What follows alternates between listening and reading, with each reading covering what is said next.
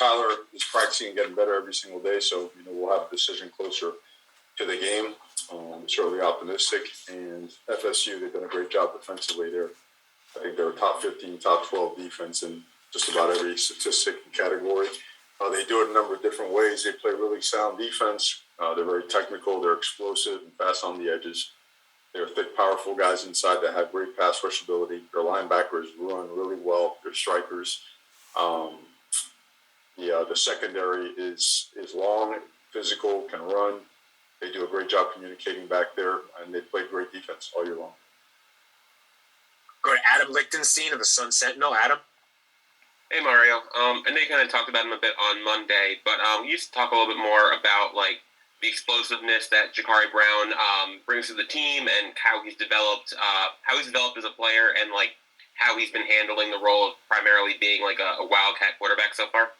Well, it's a way to introduce him to getting on the field, which is there was a very, I guess for those first couple of appearances, it was a limited package. But for the last game, it was expanded more. And certainly it's just gotten bigger and bigger and bigger. Now he's running just about all the offense, plus some other stuff, obviously, that he does really, really well. Just a really smart guy, great learner. He works at it. I take tons of pride in it. He practices really, really hard. He's a hard-working guy. It means a lot to him. So there's no flinch in him, So he's a little bit beyond his years. Doesn't strike you as a guy that's nervous, when he's back there behind the center in a big game. And just kind of a follow-up on that, he was a starter in high school for 3.5 years. He comes here and, he hasn't had a chance to throw the ball too much. How has he kind of handled that? I'm sure he wants to be a competitor and, play as much as he can and stuff. How does he kind of handle being in that role that he's in? Well, he has been a competitor. He's competing every single day in practice. So I can't say enough good things about the way he's done everything since he's been here. We'll go to Christopher Stock from Inside the U. Chris? Yeah, Coach, curious about Will Mallory, what he's given you this year, and then also maybe the keys to have a tight end that can catch the ball for an offense, just generally speaking. Will's one of the best leaders on our football team. He embodies everything you want in a player for the University of Miami. As a guy that competes, has a great teammate, hard worker, a performer, just does it all, and then off the field he represents just as strongly. So, he presents, he can run, and he's got unbelievable hands, great route runner, and he's a really good blocker. So he combines all the things that you want in an inline tight end, attached tight end, a sniffer position tight end. He understands protections really well. He's a good pass protector. So when he's in the game, we're a lot better football team. And he's got he's brought so much to the table this year. He's got a really bright future, a long future in football.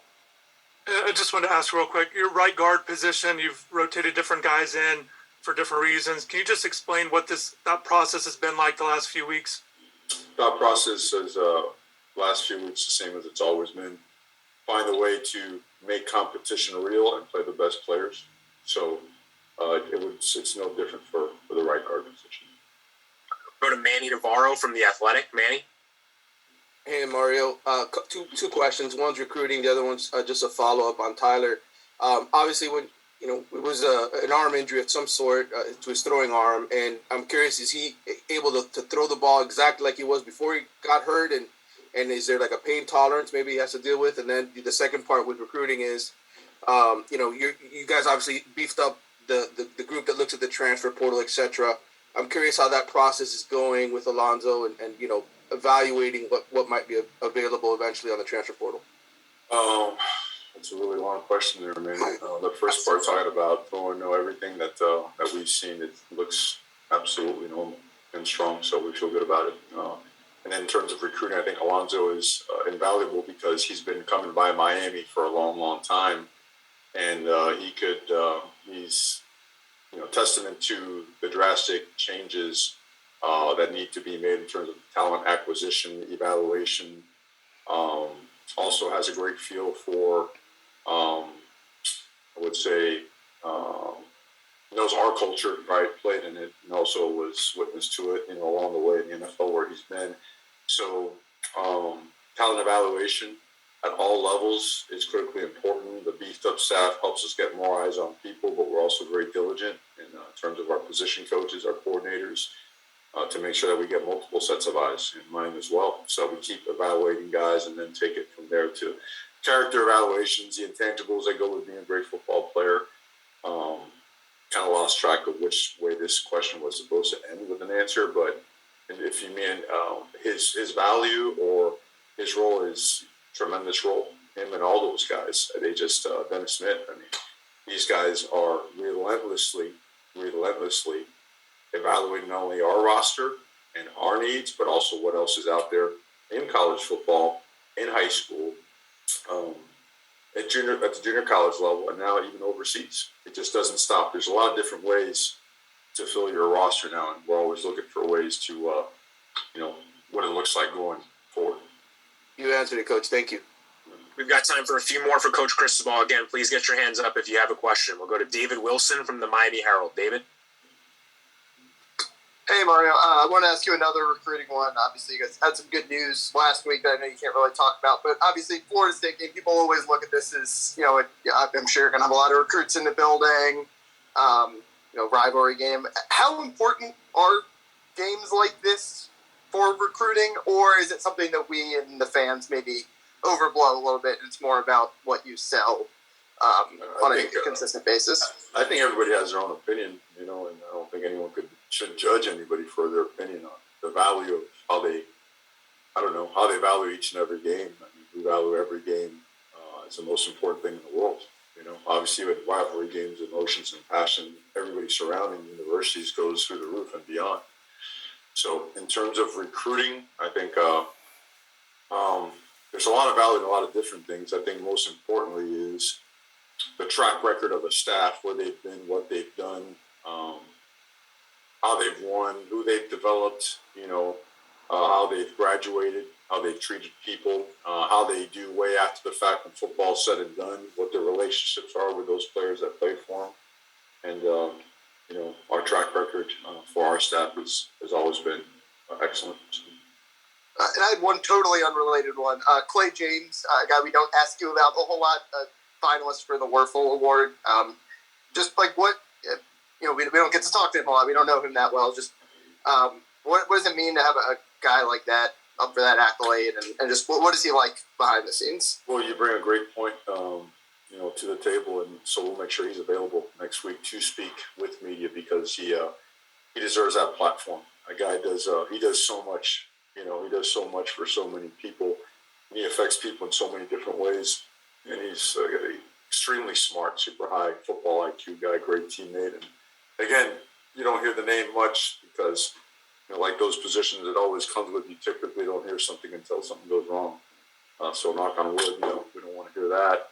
But we certainly are appreciative of him, value him tremendously. Awesome member of this organization, and he couldn't ask for a better representative. Got two more hands up. We got time for two more questions. We'll go to Luke and then Adam. Luke, go ahead. Hey, Coach. So I was just wondering, what you've seen from Jordan Travis and what you're expecting from him this weekend. Mm-hmm. One of the most explosive football players in college football. He just has complete command of the offense. And they do a lot of stuff. They use multiple formations, and they change things from game to game. They attack defensive, schemes very effectively. There's always a wrinkle, but more than that, there's always just a really good plan, especially to start the game. And what you see is a guy that he handles it all. And as a passer, as a quarterback, as a guy that understands his protections, as a guy that manages the run game, as a guy that extends plays, creates explosive plays in the run game, in the pass game, with his own feet, with the threat of his own feet, and opening things up for the running backs. And he's complemented by an excellent supporting cast. All right, last question for Coach Cristobal comes from Adam Lichtenstein. Again, had a quick question just about Don Chaney and how his recovery process is coming, and what if there's a chance he comes back, during the last month of the season. Yeah, no, I'm glad you asked. We watched him run yesterday out there on land, and he looked really good. And the whole team's incredibly happy for him. It's been a tough stretch for him, tough couple of years, and he looks good. When is that actual playing date? I can't say he would play this week or next. But, man, he looks like he's getting really, really close. I'd like to, I guess I'd throw out there, conservatively speaking, within 3 weeks, he's got a chance to play towards the last couple of games of the season. All right, Coach. Thank you very much for your time today. Thank you, guys. Have a blessed day.